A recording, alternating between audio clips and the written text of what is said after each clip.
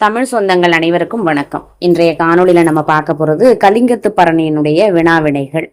இது பாத்தீங்கன்னா முக்கியமான வினாவிடைகள் அப்படிங்கிறத விட வரிக்கு வரி இந்த வினாவிடைகள் இருக்கும் அப்படிங்கிறத நான் உங்களுக்கு நம்பிக்கையா சொல்றேன்.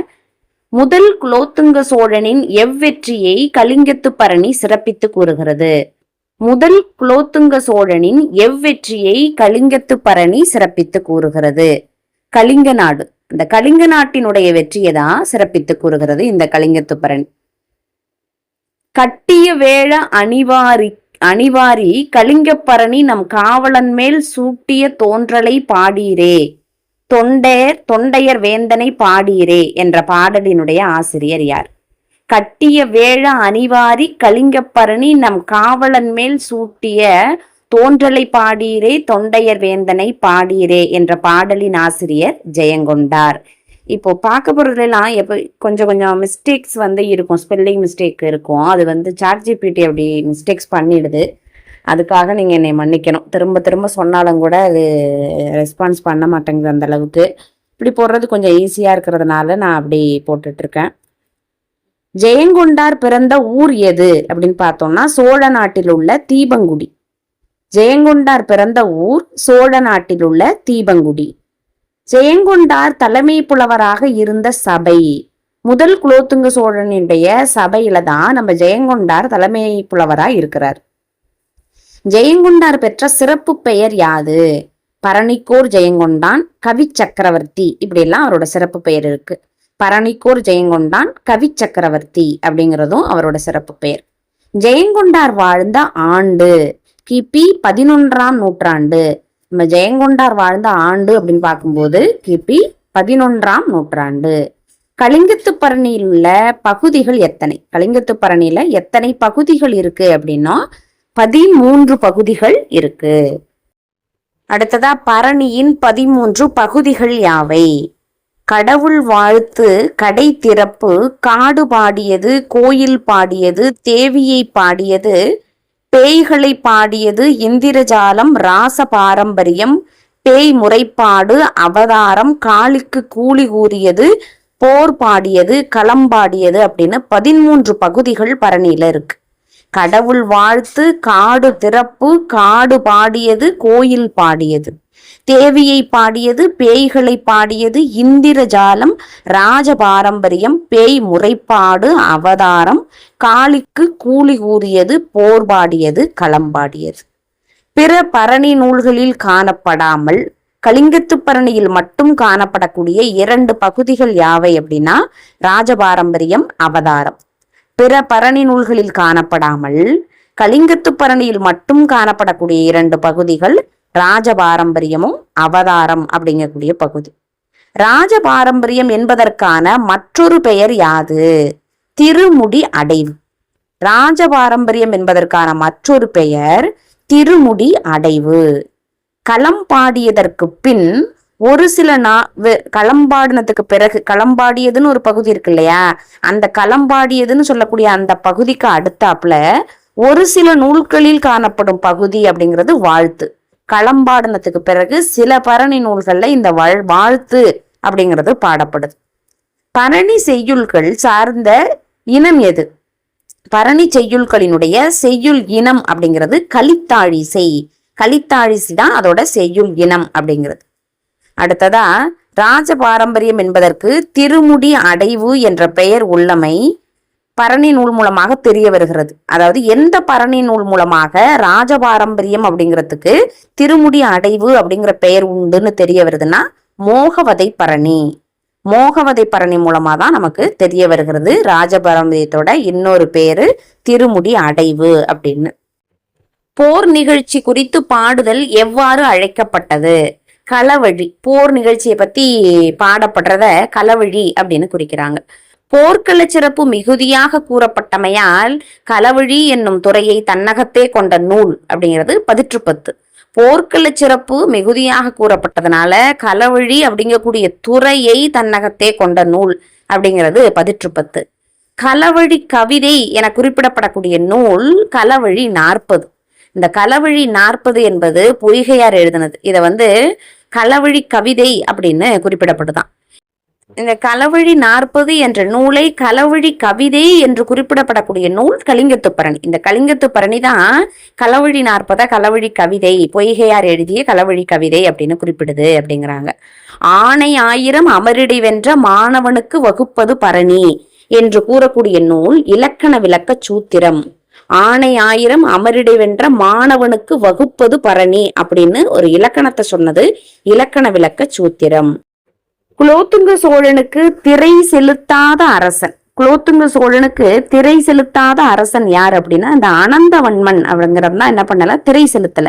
எல்லாருமே என்ன பண்றாங்க அப்படின்னா வரி செலுத்திட்டு இருக்காங்க. நம்ம அனந்தவன்மன் தான் என்ன பண்ணல, திரை என்பதை செலுத்தல. கலிங்க நாட்டினரோடு போரிட அரசன் யாரை அனுப்பினான்? கலிங்க நாட்டோட போரிடுறது, இந்த கலிங்க நாட்டுல உள்ளவன் தான் யாரு அப்படின்னா இந்த அனந்தவன்மன் மன்னன். இவன் தான் என்ன பண்ணல, குலோத்துங்க சோழனுக்கு திரை செலுத்தல, வரி கொடுக்கல. அதனால இவன் என்ன பண்றான், அந்த கலிங்க நாட்டோட போரிடுறதுக்கு குலோத்துங்க சோழன் தலைமை சேனாதிபதியான கருணாகரனை அனுப்பி வைக்கிறாரு போருக்காக. அடுத்ததா கலிங்க நாடு எத்தனை அரண்களை கொண்டது? கலிங்க நாடு சும்மா கிடையாது. அந்த நாட்டுக்கிட்டையும் எத்தனை அரண்கள் இருக்குன்னு பாத்தீங்கன்னா 3 அரண் இருக்கு. காட்டரண், மலையரண், கடல் அரண் சொல்லப்படக்கூடிய 3 அரண்களை உடையது இந்த கலிங்க நாடு. கலிங்க நாடு எத்தனை அரண்களை உடையதுன்னா காட்டரண், மலையரண், கடல் அரண்னு 3 அரண்களை உடையது. குலோத்துங்க சோழனின் படை வலிமையை கூறிய கலிங்க நாட்டினன் பெயர் யாது? இந்த கலிங்க நாட்டுல உள்ள அனந்தவன்மன் கிட்ட அந்த நாட்டிலே உள்ளவன் என்ன பண்ணுவான், நீ நினைக்கிற மாதிரி சாதாரணமானவன் கிடையாது, அவன் குலோத்துங்க சோழன் கிடையாது, அவன் எப்படிப்பட்ட ஆளு தெரியுமா அப்படின்னு அவனுடைய போர் பராக்கிரமங்களை எல்லாம் சொல்லுவான். அவன் பேர் என்ன அப்படின்னா எங்கராயன் அப்படிங்கிறவன். அந்த பேர் எங்கராயன். அவன் தான் அனந்தவன்மன் கிட்ட குலோத்துங்க சோழனுடைய படை வலிமைய சொல்லுவான். சோழனது வம்ச வரலாற்றை பேய் எங்கிருந்து கற்றதாக கூறுகிறது. ஒரு பேய் என்ன பண்ணும், சோழனோட வரலாறை எல்லாம் சொல்லும். அந்த பேய் அதெல்லாம் எங்க இருந்து தெரிஞ்சுக்கிட்டு அப்படின்னு பாத்தீங்கன்னா இமயமலையில் பொறித்த கற்சிலையில் இருந்து தெரிஞ்சுக்கிட்டான் அப்படின்னு தான் அந்த பேய் சொல்லும். இமயமலையில் பொறித்த கற்சிலையில் இருந்து. அடுத்ததா பெண்கள் தங்கள் தோழிகளுக்கு கலிங்க வெற்றி குறித்து கூறுவதாக எப்பகுதி அமைக்கப்பட்டிருக்கிறது. பெண்கள் எல்லாம் என்ன பண்றாங்க, தங்களோட தோழிகள் கிட்ட காலையில எந்திரிச்சு போயிட்டு என்ன பண்றாங்க, இந்த கலிங்க வெற்றி குறித்து சொல்றாங்களாம். அப்படியே அவங்க கூறக்கூடிய பகுதிய இதுல எதுல சொல்றாங்க, 13 பகுதிகள் சொன்னோம் இல்லையா, அதுல கடைத்திறப்பு அப்படிங்கக்கூடிய பகுதியில சொல்றாங்களாம். பெண்கள் தங்கள் தோழிகளுக்கு கலிங்க வெற்றி குறித்து கூறுவதாக கடைத்திறப்பு பகுதி அமைக்கப்பட்டுள்ளது. கணவர் வரவை எதிர்பார்க்கும் பெண்களின் நிலையை கூறக்கூடிய பாடல் வரிகள். போருக்கு போயிருக்கக்கூடிய தன்னுடைய கணவனினுடைய வரவை எதிர்பார்க்கக்கூடிய பெண்களோட நிலை. ஆளும் கொழுனர் வரவு பார்த்து அவர்தம் வரவு காணாமல் தாளும் மனமும் புறம்பாக சாத்தும் கபாடம் திறமினோ. இந்த லைன் தான் பாத்தீங்கன்னா இந்த கபாடம் திறமினோ அப்படின்னே முடியும். ஆளும் கொழுனர் வரவு பார்த்து அவர்தம் வரவு காணாமல் தாளும் மனமும் புறம்பாக சாத்தும் கபாடம் திறமினோ அப்படிங்கிறாங்க. தங்கள் கணவரை எதிர்பார்த்து கதவை திறத்தலும் மூடுதலும் செய்து கதவுகளின் குடுமிகள் தேய்வுற்றன. எதிர்பார்த்து கதவை சாத்துறதும் திறக்கிறதுமா இருந்து கதவோட குடுமியே என்ன ஆயிட்டு, லூசா மாறிட்டு. இந்த நிகழ்ச்சியை கூறக்கூடிய கலிங்கத்துப்பரணியினுடைய பாடல் வரிகள் வருவார் கொழுனர் என திறந்தும் வாரார் கொழுனர் என அடைத்தும் திருகும் குடுமி விடிவளவும் தேயும் கபாடம் திறமினோ. வருவார் கொழுனர் என திறந்தும் வாரார் கொழுனர் என அடைத்தும் திருகும் குடுமி விடிவளவும் தேயும் கபாடம் திறமினோ. கணவர் வந்தவுடன் மனதில் எண்ணிய குற்றங்கள் எல்லாம் மாயமாய் மறைந்து விடுகின்றன என்பதை கூறக்கூடிய திருக்குறள். இவங்க கணவனை எதிர்பார்த்து கதவை திறக்கிறதும் மூடுறதுமா இருக்கிறாங்க. அந்த நேரத்துல கோபம் அதிகமா இருக்குல்ல, அப்ப பாத்தீங்கன்னா என்னென்னலாம் தப்பு பண்ணாங்களோ எல்லாம் நினைவுக்கு வரும். ஆனா அந்த குற்றங்கள் எல்லாமே அவங்கள பார்த்த உடனே மறைந்து போயிடுது. அத சொல்லக்கூடிய திருக்குறள் காணுங்கால் காணேன் தவறாய காணாக்கால் காணேன் தவறல்லவை அப்படின்னு ஒரு திருக்குறள். காணுங்கால் காணேன் தவறாய காணாக்கால் காணேன் தவறல்லவை அப்படின்னு. இதே கருத்தை வலியுறுத்தக்கூடிய கலிங்கத்துப்பரணியோட வரிகள் என்ன தெரியுமா? பேணும் கொழுனர் பிழைகள் எல்லாம் பிரிந்த பொழுது நினைந்து அவரை காணும் பொழுது மறந்திருப்பீர் கனபொற் கபாடம் திறமினோ. பேணும் கொழுனர் பிழைகள் எல்லாம் பிரிந்த பொழுது நினைந்து அவரை காணும் பொழுது மறந்திருப்பீர் கனபொற் கபாடம் திறமினோ. செந்நெருப்பினை தகடு செய்து பார் செய்தது ஒக்கும் அச்செந்தரை பரப்பு என்று ஜெயங்கொண்டார் வர்ணிக்கிறார். அது எந்த நிலத்தை வர்ணிக்கிறார் பாருங்க. செந்நெருப்பினை தகடு செய்து பார் செய்தது ஒக்கும். இந்த உலகம் சிவந்த நெருப்பால செஞ்ச தகடு மாதிரி ஒக்கும். அந்த செந்தரை பரப்பு எதனுடையதுன்னா பாலை நிலத்தினுடையது அப்படிங்கிறார். பொரிந்த காரை, கரிந்த சூறை, புகைந்த வீரை, எரிந்த வேய், உலர்ந்த பாறை, எரிந்த பாலை, உலர்ந்த உவமை கலந்தவே என்பது பாலை நில மரங்களை பற்றிய பாடல். அடுத்ததா குலோத்துங்க சோழன் அரசாண்ட காலம் என்பது கிபி 1070 முதல் 1118 வரை. கிபி 1070 முதல் 1118 வரைக்கும் குலோத்துங்க சோழன் அரசாண்ட காலம் அப்படிங்கிறது, அரசாட்சி செய்த அந்த காலம். குலோத்துங்க சோழனின் பெற்றோர் பெயர் யாது? சாளுக்கிய அரசன் ராஜராஜன், அம்மங்காதேவி. இவங்கதான் குலோத்துங்க சோழனோட பெற்றோர். சாளுக்கிய அரசன் ராஜராஜன், அம்மங்காதேவி. அடுத்ததான் அம்மங்காதேவியின் தந்தை பெயர் என்ன? அம்மங்காதேவியோட தந்தை பெயர் கங்கை கொண்ட சோழன். இந்த கங்கை கொண்ட சோழன் தான் நம்ம குலோத்துங்க சோழனோட தாத்தா.